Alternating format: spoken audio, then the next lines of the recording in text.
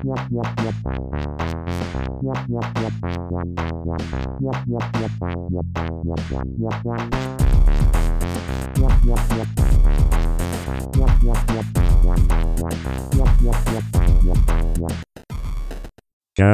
Games.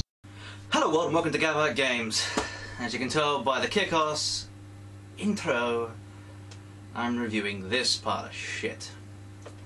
After last week we delved into the very best of movie games. We now delve into the very worst.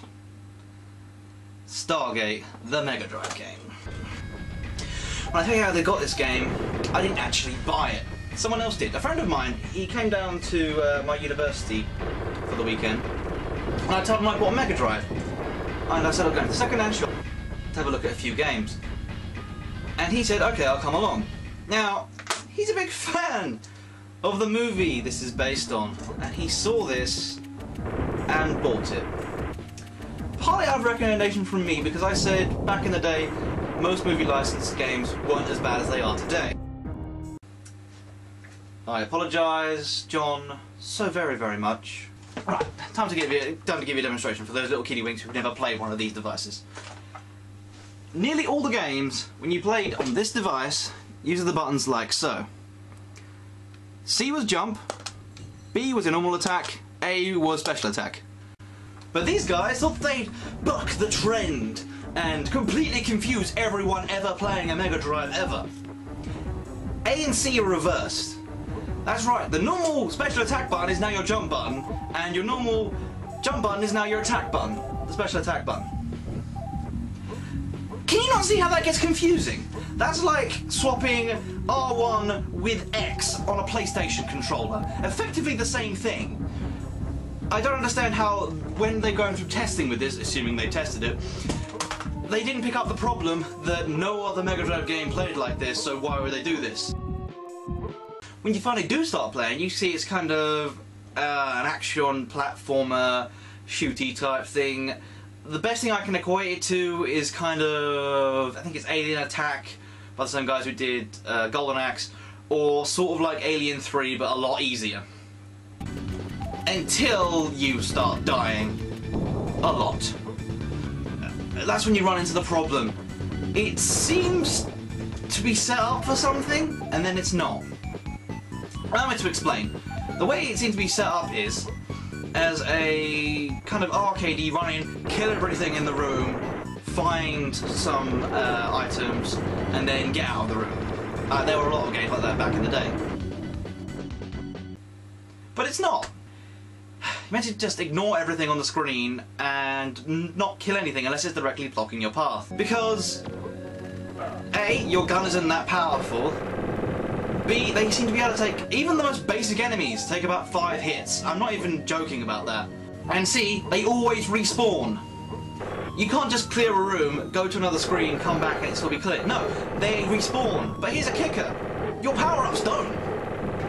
So, you'll be playing the game through, clear an entire room, search it, nothing's there, go to the next screen, nothing there too, well, a dead end. Then you turn around, come back on yourself, running through the level, and the screen you just cleared through is now filled with enemies. So then you start playing it as basically how it appears to be it should have been played. Run like fuck unless you have to. Every level, that's basically what I did after this point. I didn't stop to kill anything, I just ran through the level, and if anything directly blocked my path, I tried to jump over it. If I couldn't do that, I would kill it. So then you're thinking maybe it's like an exploration platformer. It fails on that front too. The platforming, I don't know if it's called hit detection when it's come to platforming, but it's so off. Your character has the ability to dangle off a ledge and pull himself up, right? And there's a bit very early in the game, in the first or second cave thing, where you have to run along, jump and catch, and then pull yourself up, right?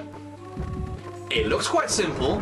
I was able to pull it off for the better part of about 30 minutes. I was sitting there with my friends, and we had no idea what we were meant to do, because the entire bottom level had nothing on it, apart from one rune thing I'd found. And to get to the next level, you have to do a thing. So I was thinking, try and jump over the thing, But you can't do that at all. And then I randomly did it once, and then I was like, what? How the hell did I? Okay. And you keep running through this again and again and again and again. Another problem with the controls is a very weird thing. This must have been made for the SNES, because, as I've already described to you, the C button is for your special attack. In this case, it's a grenade for this game. It's also the run mechanic. Who thought this was a good idea? I want to have them found and destroyed. Because instead of the run mechanic in any game, I've only ever seen it in this game for the Mega Drive so far, I have to say.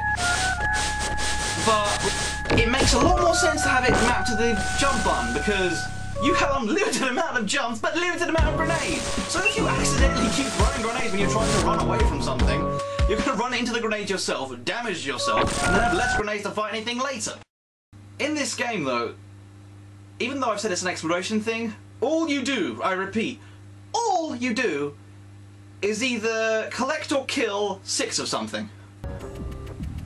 That's it. That's the entire game in a nutshell. It's a prolonged fetch quest. And to be honest with you, most of the majority of the game, when you realise it's that kind of game, it stops being remotely difficult, and it just starts being really, really dull and repetitive. The environments don't really change that much, and you're fighting the same bad guys from the beginning of the game than you are at the end of the game. That's it. You have like 3 environments: a cave, a sand city, and then like an alien spaceship. And the problem I found was at the beginning of the game, it's fairly obvious what you need to find. You have to find, at the beginning it's like 5 boxes of ammo. And if you played any sort of 16-bit game, boxes of ammo look like boxes of ammo. You can find them and you know what they look like. But at the end of the game, you're trying to find alien guns for the rebels. You have to find 6 of these bastards, and you're like, okay, guns. I need to look for guns. You're in a big alien spaceship, and you're looking for kind of like a zapper thing. I run past what looks like an open sarcophagus with stuff in it. And the thing goes past, and you've collected one of the guns. What? It looks like an open sarcophagus with like 3 kind of strands down. I thought it was just like a mummified alien or something. But no, they're the guns. What kind of guns are these? And then, here's the really weird thing. When you collect all 6 of these sarcophagus guns and you give them to the rebels, they start firing them up like they're like magic. Like they fire them like, well, like staffs. Like magic staffs of lightning and stuff. And you're like, I thought these were guns. And then I thought they were sarcophagus guns. And now I don't even know what they are. You point them at the spaceship. Alakazam and all that. And then there's another part. You have to look for a switch. When you think of a switch, what do you think of? Yeah, a switch. What does the game think of when it thinks of switches? Random glass things you have to smash, and you have to find 6 of these things, and it makes no sense. You're on this alien spaceship again, and you think, I'm looking for a switch type thing, so maybe like a red button. Or I was thinking maybe like the giant, like, evil kind of switches. But no, they're random glass orbs you have to smash. So it stopped being a dull, tedious, repetitive game and just being a really frustrating game where you have no idea what you're looking for. Onto the bosses. There are only 3 bosses, 2 of which are the same person. The main problem I have with the boss fights, other than the fact you kill the same dude 3 times, is you have no idea how you're killing them. Especially Anubis. Anubis is the primary culprit of this fucking thing. If there was a health bar anywhere on the screen, that would make the game like 104% easier, because you'd know how long you'd have to endure. With Anubis, my general tactic whenever I fought him was throw grenades at him until he died. But you don't know, the first and last times are the worst times for this, because I was just sitting there throwing grenades at him for the better part of about 10-15 minutes. And I was just sitting here, literally, I'll demonstrate you exactly what I look like.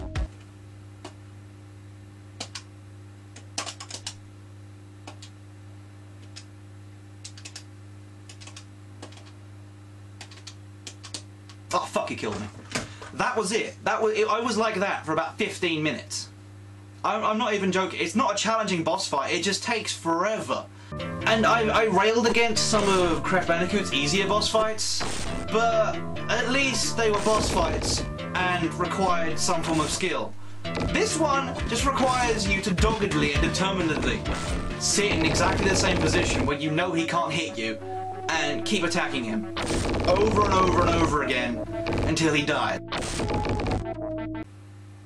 I had to go online to find out how many hits he took or something like that. And the best advice I got online was, when he switches up his attack, that means most of his health is gone. So basically, I was sitting there waiting for him to stop doing his weird teleportation dance thing and start doing his thing where he launches a load of laser beams at me, so I knew that was when he was about to die. But that was the only time I'd ever knew when he was about to die. And Ra, fuck, I had no idea. I covered this guy in grenades and shot him with until my gun glowed red, and he still didn't die, so I kind of gave up and looked up the ending on YouTube. And I didn't miss much. I'm on the last level. Let's assume you've not seen the movie. You think a game called Stargate would heavily feature the Stargates? Nah. I had someone again, when I had my friends up when I was playing this game, they thought it was just a really weird sci-fi reimagining of the Egyptians. They thought the Egyptians gods were aliens and now they'd come back and you were fighting them. Which isn't the storyline of Stargate. If you started playing this game from the start menu, after you've clicked start, you'd have no idea this was a Stargate game unless someone told you, because you're only fighting like weird alien creatures, but in Egypt. It's very definitely Egypt, and then you go into like a spaceship which is shaped like a pyramid. Now, it makes sense within the context of the movie, but it's not given context. You're just in an alien town, even though the cutscenes, yes, it has cutscenes, we'll get back to that later, kind of explain you're on an alien planet. If you weren't really paying attention, you'll just think, well, this town of Arcadus is quite large and has pyramids in it. I assume it's like an Egyptian town or something. And they have proper full-blown cutscenes. They come up kind of like humans in the corner of a screen, kind of like I am now, and they have a text bubble next to them. And then the guy they're talking to through like a slash across the screen. There's another guy and he has a text bubble. And to be honest with you, that was the only thing that kept me going through the game, because it's so samey, boring, tedious and repetitive. But the cutscenes in between them are quite a good laugh, because the lead character is so sarcastic, it's amazing. There's a part of the game where for the second time you're given a choice. One will lead to a dungeon, one will lead to a treasure cave.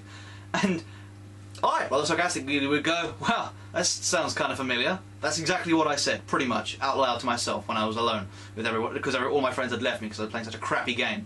And he says that! He started doing my job for me! That's hardly necessary. I'm very, very good at doing my job badly.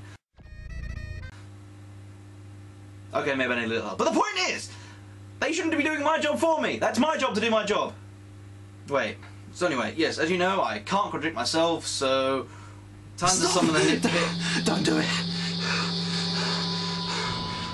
Don't summon him. The world is ripping apart, can't you see? What do you mean, that the time-space continuum's ripping because I keep summoning a demon? And aren't you me? Yes, I'm you from the future, because the continuum ripped apart and the... Shut up! I'm here to warn you! Right. Okay. So... in the future, I wear a Batman hoodie instead of a Batman t-shirt? I like the Batman hoodie. I don't... What do you mean I? You like the Batman hoodie! Anyway... due to the amount of times you've summoned the nitpick demon, you fucking idiot. Are you breaking the laws of causality doing this? Because if you go back in time and stop me, the world will get ripped apart so you can't... Wait.